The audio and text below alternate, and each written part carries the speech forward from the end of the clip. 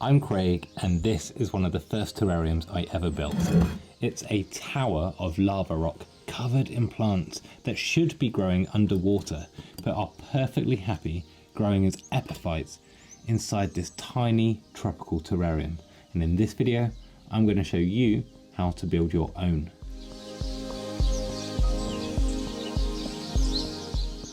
For this easy beginner's terrarium build, you're going to need some lava rock.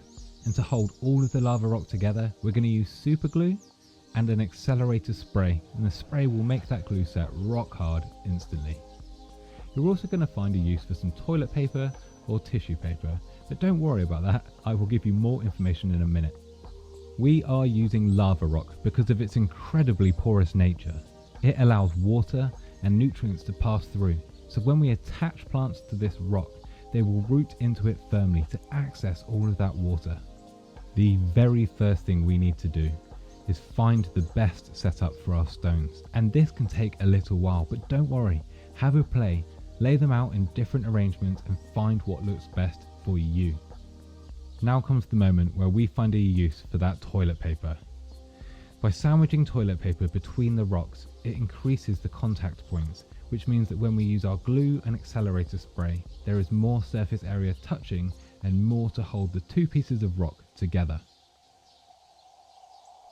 Just repeatedly apply a dab of super glue and then setting spray, and do it in multiple points and you will get a really firm hold between all of your pieces of hardscape.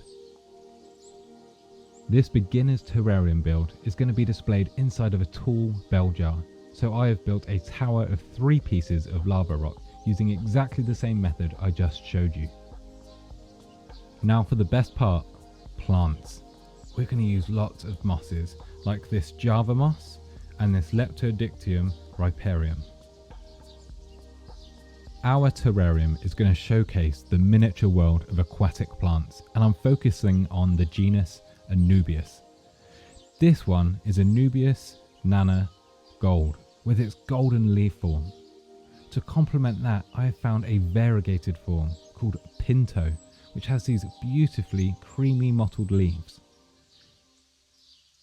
To showcase these more unusual leaf forms, I wanted a plain green leaf, but something much smaller.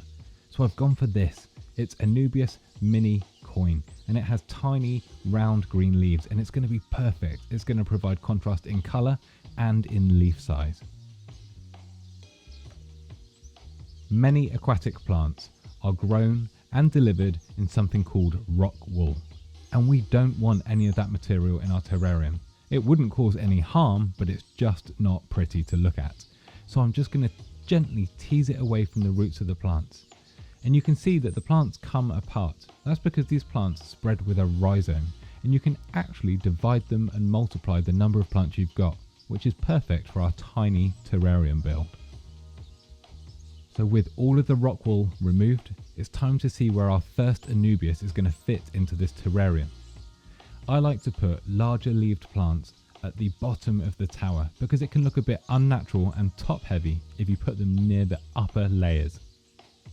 I also like to group similar plants rather than just spreading them around sporadically. It looks much more natural, like the plant is spread in one area on this stack of lava rock.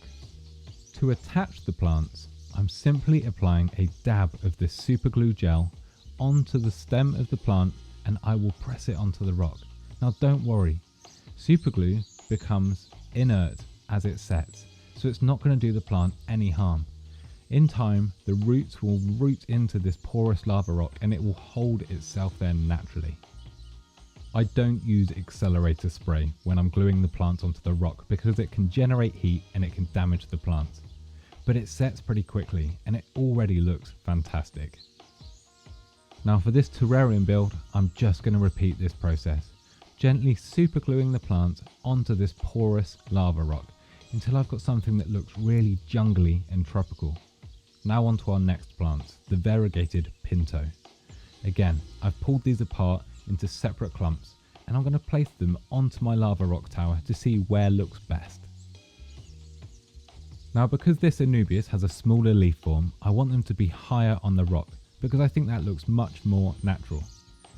And I'm just toying with the idea of grouping them in one clump or spreading them around. And I think I'm going to spread them about slightly, one nearer the front and perhaps one on the other side of the rock at the top. Yeah, that adds a lot of depth. I really like that. Time to get them glued on. Just as before, I'm going to gently apply a small dab of super glue gel to the stem and rhizome of the plant, and I will press it delicately onto the side of the lava rock, and it sets in a matter of seconds. I've only been building terrariums for a couple of months now, but this method is one of my favourite ways of building a terrarium, and it's really great for beginners because you can create some really interesting miniature landscapes in no time at all. And for me, terrarium building has been a real respite. In the depths of winter, when I can't get out into the garden to build my own tropical garden, I've got loads of miniature gardens on my shelf indoors, and they are absolutely fascinating to watch grow. Amazing. I'm really pleased with how this is turning out. I was worried all of these different leaves would clash. I'm just going to cut off one of the damaged leaves, but I'm going to leave these other two slightly damaged ones on, otherwise this Anubias isn't going to have much foliage left. Now for a terrarium, you want all of the plants to stay small. You don't want them to outgrow the space. And this Anubias mini coin is fantastic. It's going to stay small and its leaves are 100% to scale with the world I'm trying to create. And I just love how this dark leaf and the small size of it contrasts against the golden form and also showcases that variegation in Anubias pinto. I've managed to separate this smaller leaf form of Anubias into 3 separate clumps, and I think I'm going to group them near the top of the lava rock stack. Now by gluing them kind of in a river coming down the lava rock, it's going to look natural, like they've colonized this upper surface of the rock. And I think by having them come down through the middle of the 2 variegated plants, it's going to separate those leaves and showcase the variegation even more. And if I bring it down far enough, I'm hoping that the green of the small leaf form will really pop out against that neon green leaf at the bottom. Awesome. I'm really pleased with how this is coming together. I always doubt myself when I select plants for a project, whether that's a terrarium or doing a garden. But when it all comes together, I just have to have faith that the vision is there and it should all come together. Okay, that's all of our Anubias now glued onto the lava rock, and just look how cool it looks with those roots suspended in the air.